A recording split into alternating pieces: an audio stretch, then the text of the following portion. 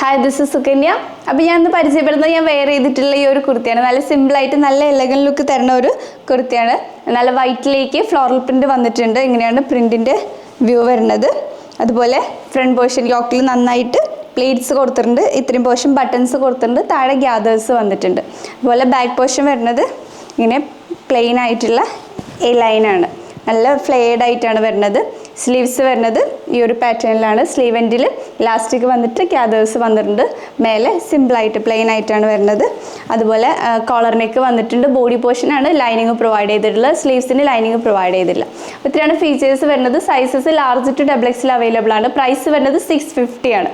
ഇഷ്ടപ്പെട്ടവർ പെട്ടെന്ന് തന്നെ മെസ്സേജ് ചെയ്യാം.